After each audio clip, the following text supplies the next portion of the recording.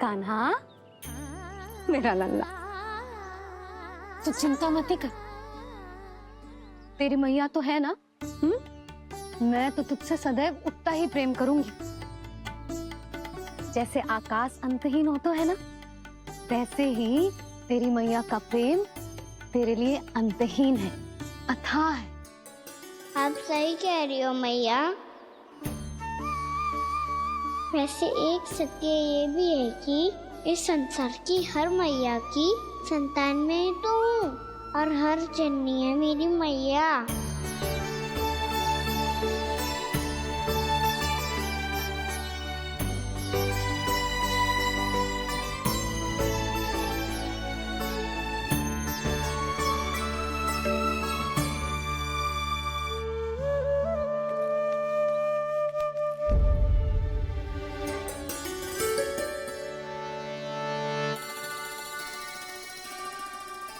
आना छोड़ो, मुझे ऋषिवर के पास जाना है पूजा करने। चले जाना दाऊ, पर ये तो बता दो आज इतना विशेष क्या है कि महर्षि ने आपके लिए पूजा रखी है? मुझे नहीं पता। बताओ ना दाऊ, बोलो ना। संसार के किस कोने में क्या घटना घट रही है तुम्हें अच्छी तरह पता होता है। बस यही नहीं पता कि आज तुम्हारे दाऊ का जन्मदिन है।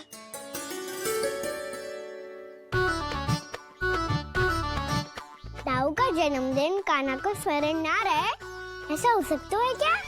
बातें बनाने की आवश्यकता नहीं है कान्हा। स्मरण होता तो सुबह ही पता ही दे देता।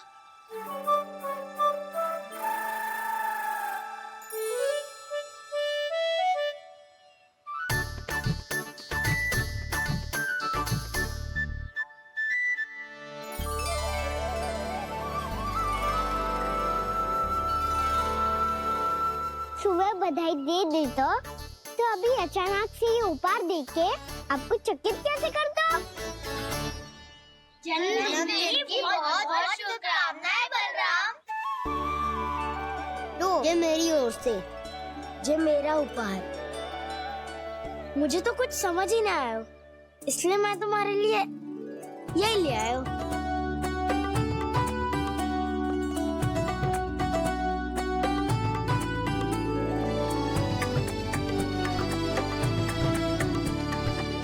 अब तो मुझसे क्रोधित ना हो ना दाऊ। अब भी क्रोधित हूँ। ये उपहार नहीं चाहिए था मुझे तो बस सबसे पहले तुमसे ही बधाई लेनी थी, और वो तुम बन जाने से पहले दे सकते थे ना। भूल हो गई दाऊ, छोटा भाई हूँ ना, क्षमा कर दो ना। बोलो ना दाऊ, अपने कान्हा को क्षमा ना करोगे?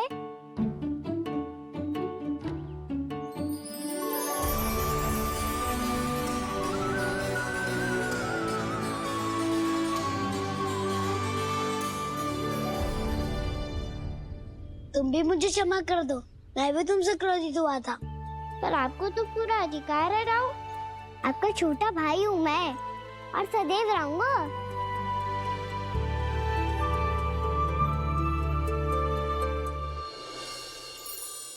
पर दाऊ, आपके पौधों में तो अभी तक फल ना है। ओहो, मैंने कहा तो था फलों के लिए 1 वर्ष प्रतीक्षा करनी पड़ेगी। अब चलो, पूजा आरंभ होने वाली है।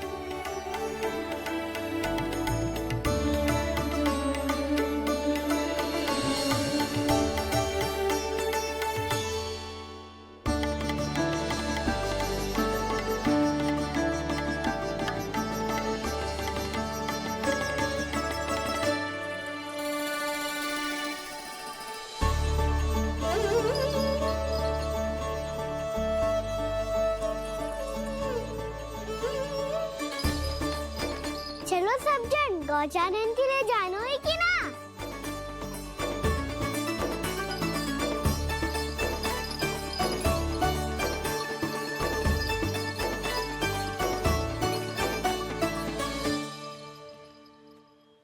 पिछले वर्ष से ही देख रहा है, सब कुछ बदल सा गया है। सभी गोपी काकियां अपने अपने पुत्रों पर कुछ अधिक ही ध्यान देने लगी है। कान्हा के व्यवहार में भी कुछ तो परिवर्तन है। यहाँ तक कि गायों का व्यवहार भी अपने बछड़ों के लिए पहले से अलग हो गया है।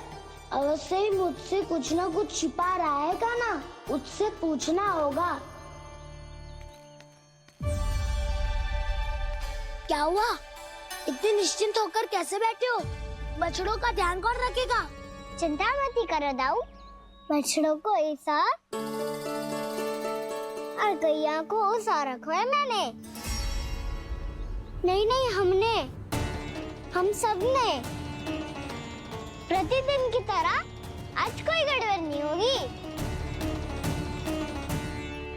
जे का कर दियो कान्हा, आज फिर तुमने ध्यान ना दियो। फिर से गैया बछड़ों को दूध पिला रही है और प्रतिदिन ऐसे ही होता है। और तू यहाँ बैठे बैठे क्या कर रहा है? कितनी बार तुझसे कही है बछड़ों को गैयों से दूर रखियो।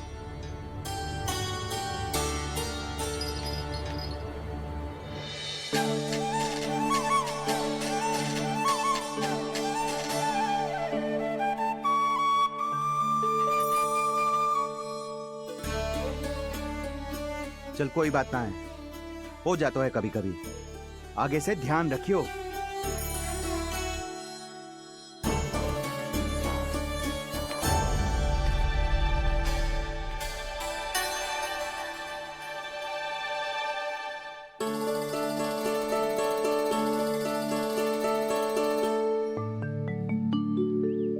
कान्हा, तुम्हें क्या लगता है अपने बड़े भाई को मूर्ख बना सकते हो तुम? छोटी माँ और छोटे बाबा का प्रेम तुम्हारे लिए कम पड़ गया था क्या? जो अन्य सभी का रूप धारण कर दिया तुमने? ना तो ऐसी बात ना है। कुछ नहीं सुनना मुझे। प्रेम के लिए इतने लोभी हो गए हो तुम कि तुमने अपने सखाओ और बछड़ों का हस्ताक्षर ले लिया, उन्हें उनकी माँओं से दूर कर दिया। मैंने ऐसा कुछ नहीं किया दाऊ, मेरी बात तो सुनो। बोलो, क्या सुनाना है ऐसे शब्द? तुमने ये सब क्यों किया कान्हा? ब्रह्मा जी के कारण। हाँ दाऊ, नी के हट के कारण मुझे ये लीला करनी पड़ी, और अब इसे पूरी करने में मुझे आपकी सहायता की आवश्यकता है। मैं वापस वहीं जाना होगा जहाँ से ये सब आरंभ हुआ था, महर्षि घर के आश्रम के निकट।